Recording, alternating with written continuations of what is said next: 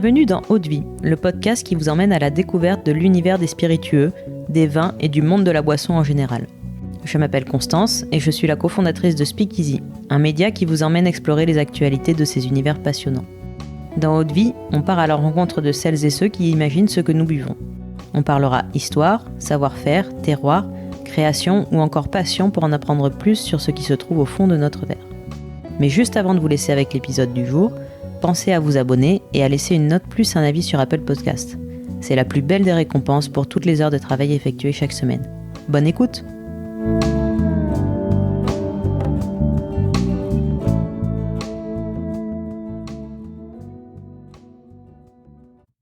Bonjour, aujourd'hui je suis avec Mériadec Buchmüller, créateur de la marque Aesop, une marque qui réalise des softs de qualité bio et français, à boire pur ou à utiliser en cocktail pour sublimer les spiritueux. Bonjour Mériadec. Bonjour Constance. Je suis très heureuse de pouvoir discuter avec toi aujourd'hui et d'en apprendre plus sur ton aventure avec Aesop et tes inspirations. Déjà, alors depuis quand tu as lancé cette marque ? Ça fait maintenant 4 ans et demi. J'ai lancé ça le 14 mars 2019. Ouais. Et pourquoi c'est une date importante, c'est que c'était pile un an jour pour jour avant la fermeture des bars et des restaurants pendant le confinement. Et donc effectivement, j'ai bien gardé cette date en 4 ans et demi. Ok. Tu es un grand amateur de cocktails ? Je suis un grand amateur de cocktails. Du short drink au long drink, vraiment j'aime tout et particulièrement ce qui tend vers l'amertume. D'accord. Et donc au départ c'est un peu une réflexion sur les modes de consommation de cocktails et notamment le développement des long drinks qui t'a aiguillé vers la création de tes propres toniques. Ouais, clairement. Déjà je pense que au moment où je me lance, j'arrive un peu après la bataille par rapport aux marques anglaises. Et je vois l'avènement du long drink dans ce qu'on appelle les drink stratégies des gros groupes. Donc, la façon dont sont consommés les spiritueux par les consommateurs. Et à ce moment-là, en tout cas en France, on passe le cocktail, c'est quelque chose d'ultra précis dans des bars spécialisés, à du cocktail beaucoup plus facile à réaliser, qu'on retrouve dans beaucoup plus de terrasses. Et donc on sort un peu du short drink pour aller vers le long drink. D'accord. Voilà. Et en revanche, t'es plutôt à l'avant-garde au niveau des marques françaises ? Oui, alors en fait, on est sur la partie premium mixer en France, on est assez peu de marques. Ça se compte sur les doigts d'une main. Donc oui, on est à l'avant-garde. Enfin, on est à l'avant-garde parce que la France est en retard sur le monde de la mixo. Ouais, t'as fait tout de suite le choix du Made in France. C'était une façon pour toi de militer aussi pour l'utilisation des produits français plus en général. Carrément. Déjà, je pense que, moi, je me voyais pas ne pas faire mes produits en France déjà, première chose.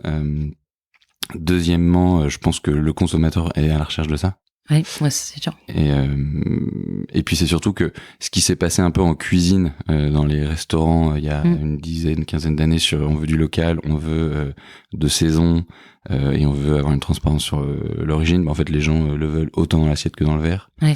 Et ça, je pense qu'en plus c'est une vague de fond qui va n'être que plus importante dans les prochaines années. Ouais, bien sûr. Ça commence, c'est un peu en retard par rapport au domaine de la food. Exactement. Ouais. Ok. Et donc avant même la création d'Aesop, tu as réalisé un voyage en Inde où tu t'es rendu en autostop. Est-ce que tu veux bien nous en dire un peu plus sur ce voyage qui est presque initiatique ? Ouais, clairement. En fait, les gens retiennent l'Inde parce que c'est la fin, mais le voyage c'était vraiment tout du long, quoi. J'ai traversé 22 pays. Ouais. La réalité, c'est que j'étais dans un cabinet de conseil à Paris et j'en avais vraiment marre de ce que je faisais et j'ai posé ma démission du jour au lendemain. D'accord. Et je me suis dit que j'allais faire la route des épices parce que j'ai toujours été très intéressé par la partie gastronomie, mais vraiment cette partie épices qui me ramène un peu aux commerçants du 16e, du 17e. Ouais. Enfin plutôt du 17e que du 16e. Et je trouvais ça sympa d'aller marcher un peu dans leurs pas et l'idée c'était de rencontrer des producteurs d'épices et moi à la base l'idée première c'est de monter une marque d'épices, quoi. Donc de grands crus de cannelle, de grands crus de safran, de vanille, de poivre, etc. Et donc je suis effectivement parti en stop de la Porte d'Orléans. Et ça a duré 6 mois. Et sur la route, je me suis effectivement j'ai appris déjà, j'ai cultivé un peu du savoir sur ce qu'on appelle les origines. Ouais. Et j'ai découvert plein de trucs, quoi. Donc j'ai rencontré des producteurs, des importateurs, des exportateurs, et toujours dans le but d'aller chercher les choses les plus précises, les plus goûtues, en tout cas. Ouais. Et est-ce que parce que c'était quand même très osé comme projet, enfin très audacieux. Donc on retrouve un peu cette audace dans la création d'Aesop. Tu crois que ça t'a débloqué quelque chose ou? Je dirais pas que ça m'a débloqué quelque chose parce que je pense que moi j'ai un driver profond qui est j'ai besoin de me prouver des trucs. Ouais. À titre perso. Non, en revanche, ce qui est sûr, c'est que alors pour le coup, c'est marrant, j'ai une espèce de nuit un peu folle. Je me rappelle très bien, j'étais dans l'est de l'Iran, et en fait, le fait d'être seul, on commençait un peu à cogiter tout seul, etc. Et je pensais à la suite, quoi. Je pensais à l'après. Et je me rappelle donc moi j'avais des petits carnets Moleskine, et j'écrivais tout ce qui se passait tous les jours. Et une nuit, je me réveille et j'écris 10 projets qui me passent par la tête autour de monter une épicerie, avoir sa propre marque d'épices comme Bavelette, ce que fait Rollinger ou Eric Bure, etc. Et donc à ce moment-là, je pense pas forcément à la boisson, mais je me dis ok, en fait là j'ai touché du doigt quelque chose qui me plaît, les ingrédients nobles, les bons produits, et donc oui, voilà. Et après il y a un moment assez marrant, enfin il y a plein de moments autour justement du sourcing des épices qui sont intéressants, mais il y a un moment particulier qui me marque, dont j'ai le souvenir vraiment qui revient fréquemment, c'est j'étais à Cochin, donc Cochin en français mais Kochi dans le sud du Kerala en Inde, et là c'est un des endroits, c'est là où il y a la bourse, il y a une bourse de poivre. Ouais. Vraiment du gré à gré de gens qui vendent du poivre, et il y a aussi beaucoup de gingembre. D'accord. Et il y a des endroits où en fait ça fait vieille ville, port colonial en fait. Ouais. Et il y a tout un quartier qui est réservé aux exportateurs d'épices. Et là, notamment, il y a des grandes cours carrées, rectangulaires, dans lesquelles pas les agriculteurs, mais en tout cas les producteurs. Les producteurs font sécher les rhizomes de gingembre. Ouais. Et en fait, il fait ce qu'on a en ce moment, ils l'ont tous les jours, il fait 40 degrés tous les jours. Et donc, ça vient vraiment embaumer tout le quartier, quoi. Et donc tout le quartier sent le gingembre. Ouais. Et ça c'est entêtant le gingembre.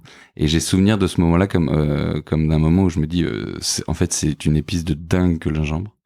Et le petit clin d'œil, c'est que j'ai toujours détesté ça jusqu'à ce moment-là, le gingembre. Je n'aimais pas le gingembre, et maintenant j'en raffole.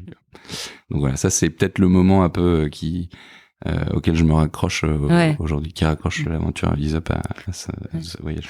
Et même en dehors du gingembre, j'imagine que tu as aussi appris à sentir, à développer ton goût et ton odorat. Ouais. Surtout plus le goût que l'odorat, parce qu'en fait les épices, sur les papilles, ils viennent pas chercher au même endroit. Donc vous avez un côté doucereux de la vanille, vous n'allez pas avoir la même chose que un poivre qui a peut-être un côté qui peut avoir un côté pimenté, qui peut avoir un côté mentholé. Et donc oui, effectivement, j'ai appris à ce moment-là, mais toute la partie on va dire connaissance pas œnologique, mais plutôt connaissance de dégustation, ça vient plutôt de mon père. D'accord. Voilà. Donc j'imagine que t'avais déjà cette appétence là pour le goût, pour partir faire la route des épices. Quand même. Ok. Et donc tous tes ingrédients à toi sont bio? Exact. Et tu vas les sourcer où? Alors en fait on travaille avec des aromaticiens. Ouais. Les aromaticiens sont des gens qui vont nous permettre de faire l'extraction des arômes. Et donc en fait on a des sourcings qui sont typiquement notre gingembre il vient d'Inde, notre citron il vient de Sicile et il vient aussi du Mexique. D'accord. On a des mélanges. Et donc voilà, il y a une origine pour chaque produit. Et puis alors nous, la base aromatique de notre tonique, puisqu'un tonique est un produit assez amer, nous on a 4 ingrédients majeurs. On a du quinquina, donc le quinquina qu'on source en Guyane en l'occurrence, de la cassia qui est la petite sœur du quinquina, qui est une sorte de cannelle amère.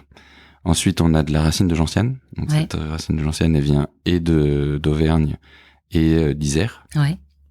Et ensuite, on a de l'écorce d'orange amère. Et ça, elle vient d'Espagne. D'accord. Voilà. Et en fait, ce qui est important dans le sourcing des produits, et qui plus est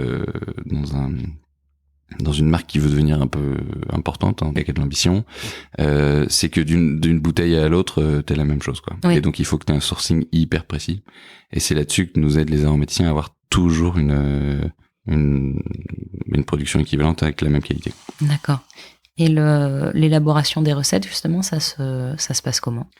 Alors, il y a beaucoup de gens qui me demandent si je crée encore des recettes. Et en fait, on a des innovations qu'on va sortir à l'été prochain. Oui. Mais normalement, une recette, une fois qu'elle est faite, on n'y touche pas, quoi. Donc, l'élaboration, moi, je l'ai faite au tout début avec un nez. D'accord. Moi, j'en ai fait les choix, c'est-à-dire que j'ai dit c'est ça que je veux, c'est ça que je veux, c'est ça que je veux. Et pour autant, je savais pas le faire en tant que tel, c'est-à-dire que l'extraction d'une huile essentielle bien sûr. Je sais pas faire. Et du coup, et puis c'est surtout ce qui est important, c'est aussi d'être capable de passer de ce que tu fais pour 200 bouteilles dans une cuisine à quelque chose qui rentre dans une cuve plus importante. Et donc cette élaboration des recettes, on l'a fait avec plusieurs nez qui sont basés à Grasse en Provence. Une fois qu'on a tous ces arômes naturels, alors on va pas rentrer dans la distinction, mais on a qu'un arôme naturel 2, donc c'est le plus haut grade possible, parce que sans ça on serait pas bio. Donc voilà, c'est de la technique, mais c'est pour ça qu'il y a pas mal de nos confrères qui perdent le label bio aujourd'hui. D'accord. Parce que c'est de plus en plus drastique. Ouais. Et une fois et donc qu'est-ce qu'on obtient en fait quand on fait ces extractions là? On obtient une sorte de sirop pas sucré. On va dire, on obtient vraiment une sorte de... Un concentré? Un concentré, ouais. Une sorte de mélasse, c'est pas très body comme ça, mais ultra concentré et imbuvable tel quel, quoi. Ouais. Évidemment imbuvable tel quel. Et c'est ça qui rentre dans la composition. Donc ça, c'est ce que je vais expédier chez mes embouteilleurs. Et là, on va brasser avec du sucre. D'accord. Voilà. Ok. Et au départ, donc quand t'as élaboré tes recettes, t'as réfléchi sous l'angle mixologie? À fond, ouais. Enfin, 90% de la consommation de mes produits se fait en mixo. Ouais.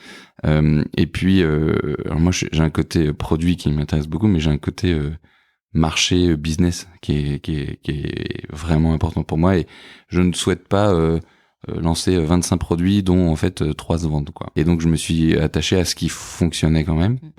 Et je me suis aussi rendu compte d'une chose, c'est que si je faisais des boissons qui se consommaient seules, là j'allais m'attaquer à toutes les énormes marques de soda. Et en fait, il y a déjà un marché tellement colossal sur le cocktail qui est en plein boom. Et en fait, ça rentre dans les compositions de énormément de cocktails maintenant, quoi. Et ce qui est intéressant, la base de marché qui m'a fait me lancer, c'est quand je voyais que Pernod Ricard disait que la façon de consommer Suze, c'était avec du tonic, la façon de consommer Lillet, c'était avec du tonic, Lillet tonic, Campari tonic. T'as Monkey Shoulder qui parle de whisky ginger beer. Et en fait, tous vont vers du long drink, juste à toper avec des bons produits. Ouais. Même n'importe quel spiritueux tonique, en fait. Exactement. Ouais.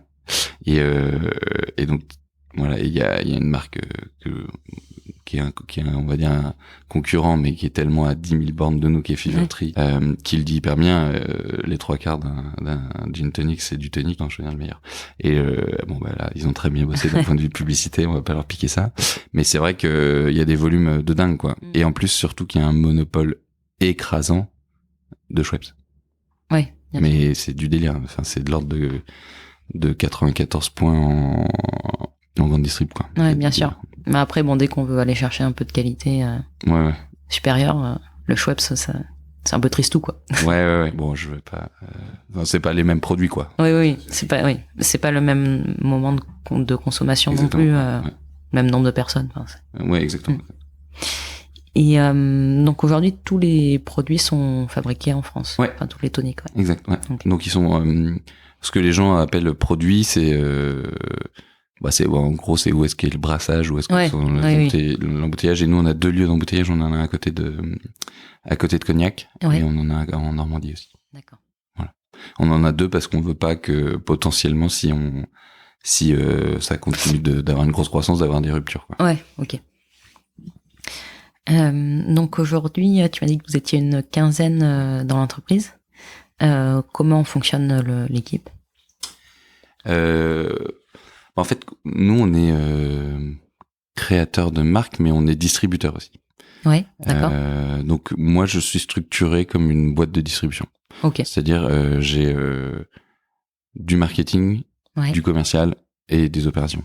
Donc en gros, le marketing, ça représente 3 personnes plus moi. J'y touche quand même pas mal. Ouais. Au commerce, pour adresser les caves et les restaurants, aujourd'hui, on est 1, 2, 3, on doit être 5 ou 6. 6. Non, on est plus que ça, 7. Et aux opérations, donc il y a de l'administration des ventes, il y a le planning d'achat, parce que mine de rien, il y a des ruptures en pagaille depuis 3 ans, s'assurer des productions, etc. Et là, il y a pareil 4 personnes. Ok. Donc t'as bien constitué ton équipe là. Ouais, je pense que là on arrive au moment où on n'a plus trop besoin de recruter. Ouais. Alors, on a toujours besoin, mais moi j'ai pas forcément envie d'avoir une entreprise avec 10 000 personnes. Ouais. On en est loin, mais voilà. Ok.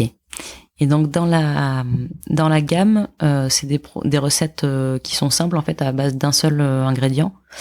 Est-ce que pour toi c'est un gage de qualité de pouvoir Ouais, en fait le choix qu'on fait, c'est d'avoir quelque chose de très lisible. Ouais. C'est-à-dire que le premium mixer, donc le tonic, les gens, alors nous on fait peut-être partie des initiés, mais les gens ne savent, l'écrasante majorité des gens ne savent pas ce que c'est qu'un tonic water.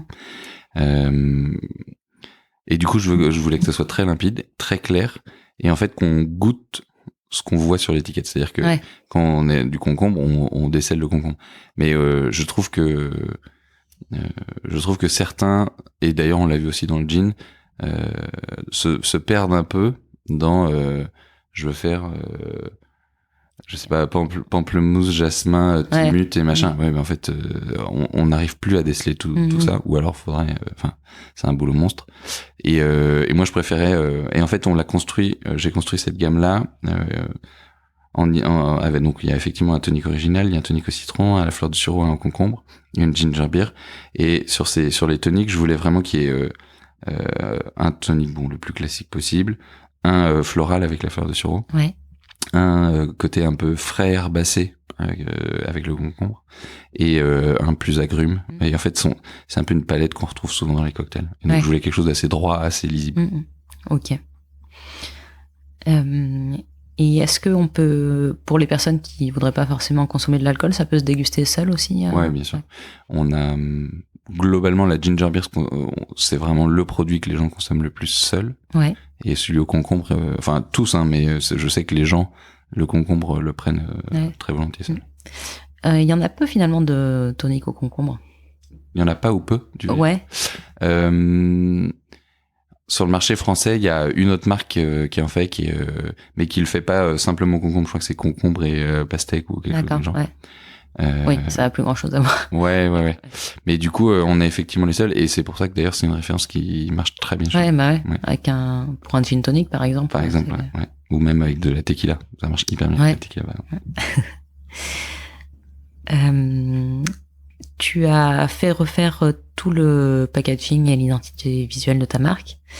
Donc c'est hyper sympa, on retrouve les rayures des cabanes de plage, c'est solaire, ça évoque vraiment un moment convivial. Pourquoi t'as fait évoluer ce design? Ça c'est une réflexion qui date d'il y a 2 ans. Ouais. Alors déjà, je pense que, comme j'aime bien le projet d'après, au bout de 2 ans, l'étiquette, je pouvais plus l'avoir, mais maintenant, voilà, c'est l'étiquette actuelle, et elle faisait son boulot. Ouais. Maintenant, on voulait passer d'une marque beaucoup plus, on va dire explicative, parce qu'en fait, on montrait les ingrédients, à quelque chose de plus peut-être presque plus charnel, plus inspirationnel. C'était plus sérieux, il me semble, les anciennes. Exactement. Ouais. Et en fait, moi, ce qui m'intéressait là-dedans, c'était de me dire, il faut que j'ai une marque qui soit ultra reconnaissable. Ouais. Donc là, tu vois, il y a le grand H au milieu qui fait qu'en fait, tu l'as vu une fois, normalement, tu l'as retenu. Donc ça, c'est important. Ouais. C'est l'impact. Et ensuite, je pense qu'on avait du retard par rapport aux autres marques sur le côté, on va dire, sexiness. Ouais, bien sûr. Et donc ça, c'est ce qu'on appelle globalement un peu le marketing mix. Mais nous, on est bio et français, donc on est un poil plus cher que nos concurrents, en tout cas les Anglais. Mais on avait un produit qui disait pas forcément, un packaging qui disait pas forcément ça. Et la décision d'achat d'un acheteur, d'un barman, etc., elle porte aussi sur la qualité du packaging. Ouais. C'est énorme d'ailleurs. Et donc ça, c'est tout ce qui est vraiment très rationnel, propre à l'univers du packaging. Et en même temps, on voulait sortir. En fait, ce qui est la façon dont on a étudié la chose, c'est de se dire. Soit tu parles de distillation, du côté vraiment sur la production, les recettes, les ingrédients, etc. Donc vraiment la partie technique et la partie amont. Ouais. Soit tu dis, en fait, ça c'est ce que fait tout le monde. Ouais. Tous mes confrères font ça. Et nous, on va plutôt vouloir parler au consommateur en disant, c'est hyper simple de faire des bons cocktails. Ça te ramène du soleil, il y a de la bulle, c'est des moments joyeux, c'est convivial, etc. Donc vraiment, quitter le monde rationnel pour aller sur quelque chose de plus émotionnel. C'était vraiment ça qu'on voulait. Et ça me ramène à une phrase que j'avais écrite au tout début d'Aesop, c'était je veux des produits vivants, pour des vivants, par des vivants. Et le pour des vivants, le côté un peu épicurien, en fait c'est fun. On est dans un univers où nos boissons elles sont consommées dans des moments de joie. En fait il fallait que ça se retrouve dans le pack. Ouais, bah ça se retrouve vraiment bien. Merci. Ouais. Ça évoque plus un moment de consommation en fait que quelque chose, un aspect plus froid et purement technique, quoi. Ouais, exactement. Bah c'est ça, on voulait quitter la technique. Ouais, c'est réussi. Et donc, où tu te vois dans 10 ans avec Aesop? C'est la question à 10 000 €. Je saurais pas La situation idéale. Ouais. La situation idéale, c'est on est devenu le leader en France. Ouais. Enfin alors, leader français, mais on est en passe de le devenir, donc ça, c'est plus très loin potentiellement. Donc vraiment une marque très installée en France. Ouais. Et quand même bien présent dans au moins 4-5 pays, dans 10 ans plus que ça, ouais. Dans une quinzaine de pays, et surtout dans des beaux établissements. Moi, ce qui me fait plaisir, c'est quand on est chez Cheval Blanc, on est à la Tour d'Argent, par exemple. Ah ouais. Moi, ça me fait trop plaisir. La Tour d'Argent qui fait sa réflexion et qui, au moment de signer la carte, prend Aesop, bah moi, je suis très content. Super. Et donc voilà, et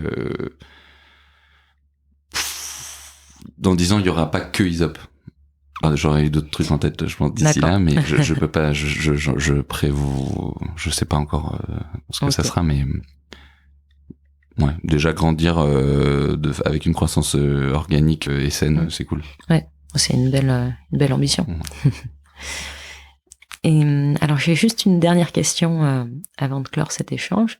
C'est quelle est ta plus grosse claque de dégustation en matière de spiritueux ou de cocktail? Bah, c'est vraiment pas du tout ce que j'aurais pensé dire, mais le truc qui pop là, c'est un Mar de Bourgogne de chez Sabs. D'accord. Sabs, je sais pas si tu vois, donc c'est Mathieu Sabag qui est un... Et après, je sais que j'aurai un deuxième truc en tête. Mathieu Sabag qui est un distillateur en Bourgogne. D'accord. Et qui fait du gin, de la poire et un Mar de Bourgogne. Et je me souviens d'avoir goûté ça en me disant, mais c'est quoi ce truc exceptionnel, quoi. Et ma première grosse claque de gin qui me fait que j'ai vraiment aimé le gin, c'est la distillerie du Petit Grain. D'accord. Qui est à côté de Toulouse et qui a des bouteilles assez iconiques, très très très en longueur. Et il y a du poivre de Timut et de l'orange amère dedans. Et c'est ça et je trouve que ça va parfaitement avec mon tonic. Ça t'a inspiré pour... Ouais, exactement. Ouais. Voilà les deux auxquels je pense. Okay. Donc tu vois, c'est un peu confidentiel, c'est des petits, trucs, mais moi, ça me plaît bien. Moi, c'est super. Et ben merci beaucoup Mériadec pour cet échange. C'était très intéressant de découvrir ton aventure et ton audace et tes ambitions. C'est important d'en avoir. Merci. Et pour les auditeurs d'Eau-de-Vie, je vous dis à très vite pour un nouvel épisode.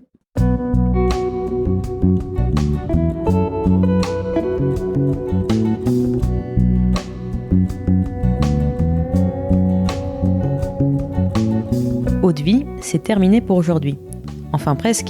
Si vous avez aimé cet épisode, pensez à noter Eau-de-Vie 5 étoiles sur Apple Podcast avec un petit commentaire pour nous encourager. C'est ce qui nous aide à gagner en visibilité et nous encourage à produire toujours plus d'épisodes.